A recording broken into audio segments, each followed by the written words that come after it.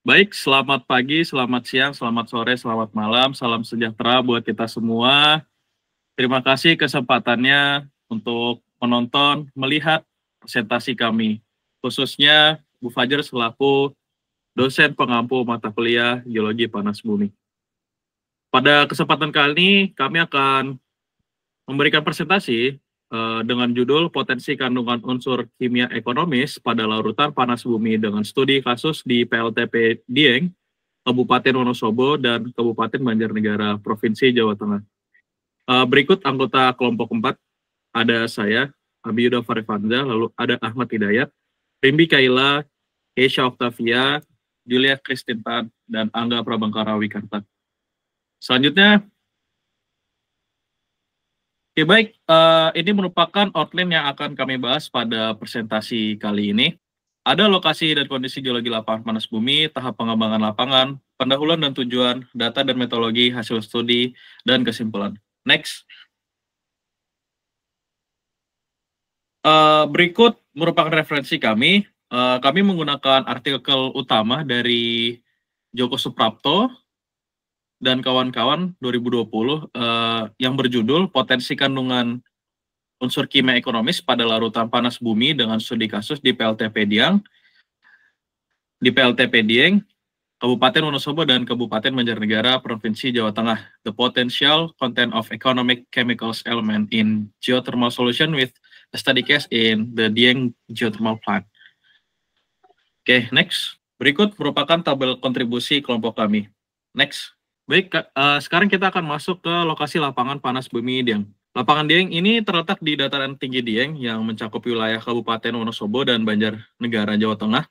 Geologi daerah ini didominasi oleh aktivitas vulkanik yang membentuk kompleks gunung api Dieng dengan manifestasi panas bumi seperti Solfatara, Fumarola, dan Kuala Lumpur pada sekitar elevasi 2000 meter di atas permukaan laut. Next.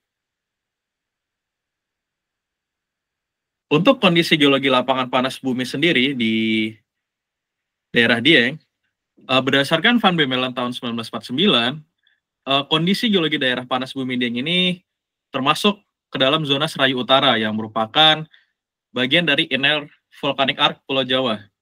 Zona ini terbentuk akibat subduksi lempeng Indo-Australia di bawah lempeng Eurasia.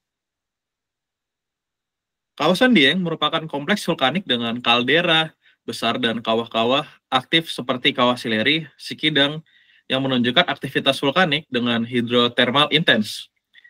Stratigrafi kawasan ini didominasi oleh material vulkanik seperti lava, andesit, breksi, dan tuf berdasarkan Van Bemmelen tahun 1949. Lalu terdapat juga sesar dengan pola barat timur, ini juga penting sebagai jalur migrasi fluida panas bumi ke permukaan. Manifestasi yang ada seperti yang sudah disebutkan sebelumnya, terdapat seperti mata air panas, fumarola, dan endapan sulfur, ini menandakan terdapat adanya sistem hidrotermal yang aktif yang menjadikan wilayah Dieng ini sebagai wilayah potensial pengembangan energi panas bumi. Selanjutnya. Oke, selanjutnya itu ialah tahap pengembangan lapangan. Yang dimana panas bumi di daerah Dieng ini tuh ditemukan pertama kali pada tahun 1928. Sehingga di tahun tersebut beberapa penelitian melakukan studi kasus mengenai panas bumi tersebut. Dalam pengembangannya, pada tahun 2002, lapangan panas bumi Dieng kini dikelola oleh PT Geodipa Energi yang memiliki cadangan energi listrik yang sangat besar sehingga memiliki peluang besar. Dan pada tahun 2019, PT Geodipa Energi sudah melakukan 47 sumur yang telah dibor dengan kedalaman lebih dari 3 km. PT Geodipa Energi sudah berhasil dalam pengembangan PLTP pada daerah Dieng Unit 1 sejak tahun 2002 dan sekarang sedang dalam mengalami perkembangan untuk PLTP Unit 2 yang dimana masih dalam tahap pengeboran dan pengembangan infrastruktur dengan target operasional beberapa tahun kemudian. Nah, pembangkit listrik ini juga bisa menghasilkan produk berupa silika, yang dimana silika ini tuh terbentuk dari kandungan unsur fluida panas bumi. Umumnya silika ini biasanya terendapkan pada pipa-pipa geotermal. Next.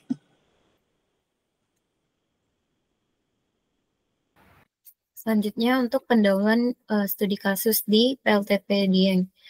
Selain untuk energi, fluida dari sistem panas bumi di Dieng juga dapat bersifat ekonomis karena mengandung unsur-unsur terlarut yang memiliki potensi untuk diekstraksi dan menghasilkan bahan ekonomis.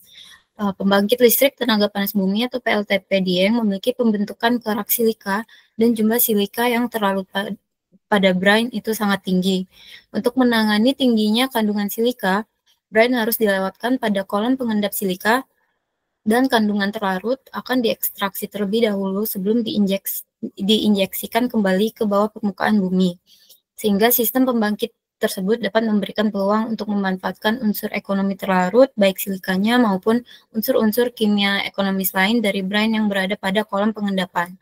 Ekstraksi fluida panas bumi potensial dapat menghasilkan beberapa pengaruh sistem panas bumi dan tatanan geologi setempat. Tujuan penelitian ini dilakukan untuk mengetahui tipe fluida dari mata air panas di Indonesia yang mempunyai potensi unsur kimia ekonomis terlarut yang tinggi serta kelompok asosiasi unsur. Studi kasus di PLTP Dieng juga memiliki tujuan untuk mendapatkan potensi jumlah brine tersisa yang diinjeksikan kembali ke dalam bumi serta kandungan unsur kimia ekonomis terlarutnya. Next. Nah, selanjutnya itu ada data yang digunakan itu untuk mengevaluasi potensi ini. Data geokimia larutan panas bumi menjadi komponen utama. Data tersebut mencakup konsentrasi unsur kimia seperti natrium, kalium, dan kalsium, serta unsur minor dan trace seperti Li, Rb, Cr, dan Au. Selain itu, parameter fisikokimia larutan seperti pH, suhu, tekanan, dan isotop stabil juga dapat digunakan untuk memahami proses genetik larutan tersebut. Data hidrogeologi dan hidrologi di sekitar PLTP yang diperlukan untuk memetakan sumber dan aliran fluida panas bumi.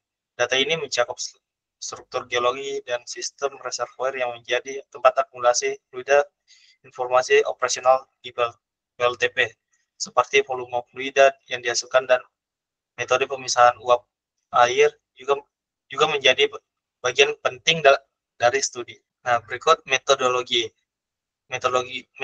yang digunakan ada 8, yaitu pengambilan sampel dan analisis laboratorium, kemudian sampel larutan diambil dari sumber produksi dan injeksi menggunakan prosedur standar, analisis kimia dilakukan dengan mengumpulkan ICP-MS untuk unsur trace dan kromatografi ion untuk ion spesifik boron dan silika dianalisis melalui spektrometri. Kemudian metodologi yang ketiga itu pemodelan geokimia. Keempat, kemudian data geokimia analisis menggunakan perangkat lunak seperti PHRE-QC untuk kemudian spekulasi kimia dan naturalisasi mineral, saturasi mineral. Hal ini penting untuk memahami potensi presipitasi untuk ekonomi selama perubahan tekanan dan atau suhu. Yang kelima itu evaluasi ekonomis dan lingkungan.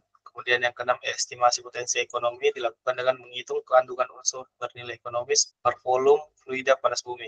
Analisis ini dibandingkan dengan harga pasar untuk menentukan kelayakan komersial. Selain itu, dampak lingkungan dari proses ekstraksi dievaluasi untuk merancang strategi migas. Yang ketujuh ada strategi ekstraksi. Kemudian yang kedelapan itu teknologi ekstraksi seperti absorpsi dan pertukaran ion direkomendasikan untuk menangkap unsur seperti lithium dan rubidium langsung dari larutan panas. Integrasi teknologi ini dengan sistem PLTP dapat meningkatkan efisiensi. Berikut hasil studi. Penelitian dilakukan di PLTP Dieng untuk memahami kandungan unsur ekonomis dalam brine yang dihasilkan dari operasi pembangkit listrik. PLTP Dieng menggunakan sistem reservoir bertemperatur tinggi sekitar 262 derajat Celcius hingga 330 derajat Celcius dengan kedalaman antara 1.400 hingga 1.700 meter. Brine yang dihasilkan merupakan cairan yang telah melalui proses pemisahan cair dan uap pada separator dan silencer yang mengakibatkan peningkatan konsentrasi unsur terlarut tinggi dan tipe liquid dominate berada pada kedalaman 1400 hingga 1700 meter. Hasil laboratorium menunjukkan bahwa kandungan TDS dalam brine memiliki konsentrasi tinggi 39.882 hingga 66.936 mg per liter, membuatnya tidak layak dialirkan langsung ke lingkungan karena standar TDS maksimum untuk air minum 500 mg per liter. Oleh karena itu, perlu pengolahan lebih lanjut sebelum brine diinjeksikan kembali ke dalam bumi. Pengolahan ini juga memberikan peluang untuk mengekstraksi unsur bernilai ekonomi, mengurangi dampak lingkungan, dan meningkatkan efisiensi operasional. Penelitian ini dilakukan dengan mengambil sampel pada 4 lokasi, yaitu brine yang berasal dari silencer di lokasi wellpad 30, 7B, 31, dan 28A, dengan kandungan unsur terlarut yang sangat tinggi, antara lain silika, litium, boron, kalium, mangan. Berdasarkan hasil analisis komposisi isotop gas 18O, 2H, dan 13C menyimpulkan bahwa fluida panas bumi Dieng berasal dari meteorit yang mengalami interaksi intensif dengan batuan sekitarnya, serta menunjukkan juga adanya kontribusi magmatik, sehingga kandungan litium pada mata air panas di daerah Dieng tersebut relatif kecil, bahkan berada di bawah nilai rata-rata, apabila dibandingkan dengan kandungan kimia di lokasi lain di Indonesia. Selain itu, tingginya unsur ekonomis terlarut juga akibat proses pemekatan brine yang terjadi di separator dan di silence. Oleh karena itu, kandungan unsur terlarut pada air panas yang diambil dari manifestasi mata air panas jauh berbeda dengan kandungan unsur ekonomi terlarut pada sampel brine yang diambil pada saluran terbuka menuju kolam pengendapan. Next. Oke, berikut adalah hasil pengukuran pada PLTP Dieng. Nah, bisa dilihat pada tabel kedua, pada wellpad 28A memiliki potensi ekstraksi unsur ekonomis tertinggi dengan kandungan litium, kalium, dan boron yang signifikan. Data ini menyoroti peluang besar untuk memanfaatkan brine PLTP Dieng sebagai sumber mineral bernilai tinggi, meskipun pengolahan TDS perlu dilakukan untuk memastikan keberlangsungan lingkungan. Oke, kesimpulan. Penelitian ini menunjukkan bahwa fluida panas bumi di Indonesia memiliki potensi besar sebagai sumber energi sekaligus bahan baku mineral bernilai ekonomi. Analisis geokimia dari 256 lokasi mata air panas mengidentifikasi 4 kelompok utama unsur terlarut. Yang pertama ada SiO2F, kemudian ada AlFe, SO4, kemudian ada CaMgCl, NaK, dan yang terakhir itu ada LiBHCO3 dengan kandungan litium yang menonjol pada mata air tipe klorida. Studi kasus di PLTP Dieng mengungkapkan bahwa brine hasil operasi pembangkit memiliki kandungan unsur ekonomis yang sangat tinggi, termasuk litium sebanyak 77,31 sampai 99,4 mg per liter. Kemudian silika 1109,25 sampai 1220,9 mg per liter. Kemudian ada boron 404,16 sampai 589,4 mg per liter. Kalium 2532,2 sampai 4536,5 mg per liter. Dan yang terakhir ada mangan 5,49 sampai 15,82 mg per liter.